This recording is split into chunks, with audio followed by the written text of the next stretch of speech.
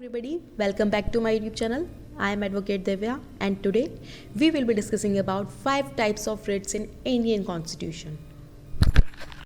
So start करते हैं Constitution of India से. Constitution of India ने हमें फंडामेंटल राइट्स दिए हैं. फंडामेंटल राइट्स के प्रोटेक्शन के लिए हमें कुछ रेमेडीज़ मिली हैं, कॉन्स्टिट्यूशनल रेमेडीज़.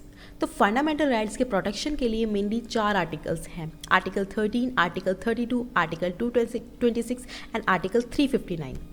तो पहले बात करते हैं आर्टिकल 32 की. Remedies for enforcement of rights conferred by this part.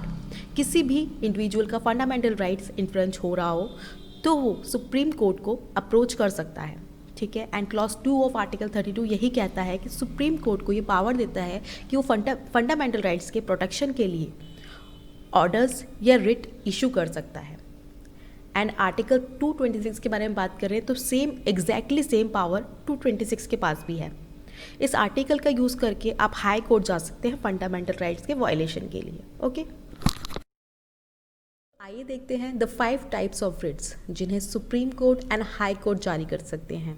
तो फर्स्ट है habeas corpus, second one is mandamus, third one is prohibition, fourth one is सर्शियरी and fifth क्वा वारंटो. ये है 5 टाइप्स ऑफ रिट्स जिन्हें supreme court and high court जारी कर सकते हैं. फर्स्ट हम बात करते हैं हैबियस कॉर्पस की. What is habeas corpus? Means कोई भी व्यक्ति, कोई भी पर्सन जो कि बंदी है, बैंडेड है जेल के अंदर, ठीक है, तो उसे in front of court present किया जाए. मीन्स किसी पर्सन को यदि डिटेंशन में रखा गया है, वैलिड है या नहीं है, इस एग्जामिनेशन के लिए उसे in front of court present करें. और अगर कोर्ट ये आइडेंटिफाई करता है कि डिटेंशन वैलिड नहीं है या फिर इनलीगल है तो कोर्ट उस पर्सन को रिलीज़ के ऑर्डर दे सकता है. ओके. तो ये है हैबियस कॉर्पस. इस रिट का मेन मोटिव है इनलीगल रूप से डिटेंशन किए गए पर्सन को रिलीज़ करना. ठीक है. अगर हम बात करें आर्टिकल 22 के प्रोविजंस की, तो आर्टिकल 22 के प्रोविजन के वायलेशन में किया गया डिटेंशन इनलीगल माना जाता है और ऐसी कंडीशन में रिट जारी की जा सकती है. एंड पर्सन को 24 आवर्स के पहले, बिफोर 24 आवर मजिस्ट्रेट के सामने प्रेजेंट नहीं किया जाता है तो उसे पर्सन का डिटेंशन इनलीगल हो जाएगा.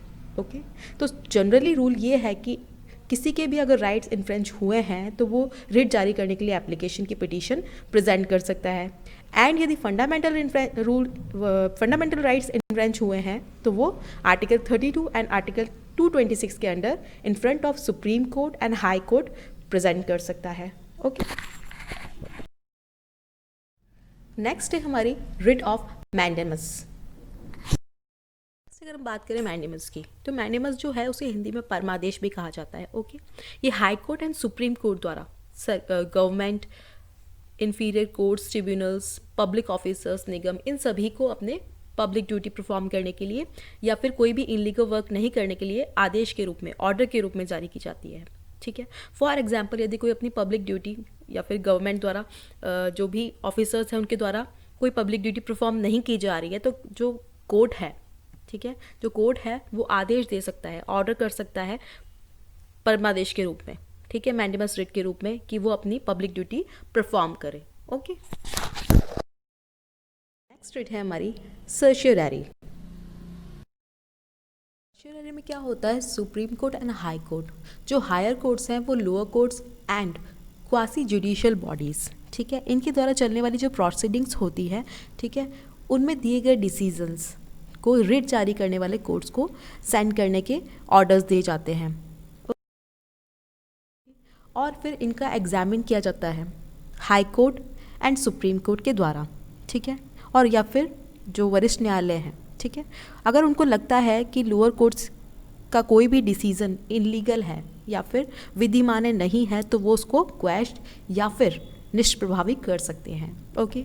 तो इस रिट का मेन मोटिव होता है जो लोअर कोर्ट्स हैं या फिर क्वासी जुडिशियल वर्क करने वाली बॉडीज़ हैं उनको अपनी ज्यूरिसडिक्शन के अंदर रखना ताकि वो अपने अधिकार क्षेत्र से बाहर जाकर कार्य नहीं कर सके.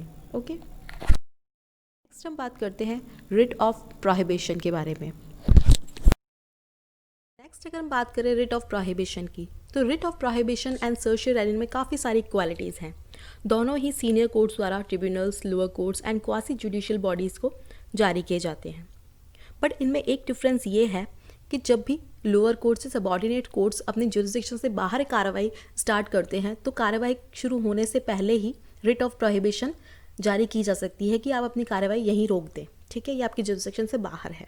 एंड सर्शियरी में क्या होता है, यदि लोअर कोर्ट या सबऑर्डिनेट कोर्ट ने अपना डिसीजन दे दिया है तो उसे सीनियर जो कोर्ट्स हैं, हाई कोर्ट, सुप्रीम कोर्ट, उसे रद्द कर सकते हैं। ओके, नेक्स्ट रिट है हमारी क्वा warranto, means by what authority, किस प्राधिकार से। ओके, मतलब कोई भी पर्सन यदि किसी भी पब्लिक ऑफिस को बिना किसी राइट के उस पोस्ट को ज्वाइन किए हुए है, ठीक है, तो इस रिट को जारी करके उस पोस्ट से उसे हटाया जा सकता है। ओके, बशर्ते इस रिट को जारी करने के लिए ज़रूरी है कॉन्स्टिट्यूशन किसी रिट की मैंडेटरी प्रोविजन का वायलेशन हुआ हो। Okay, thanks for watching everyone, please like, share and subscribe my channel.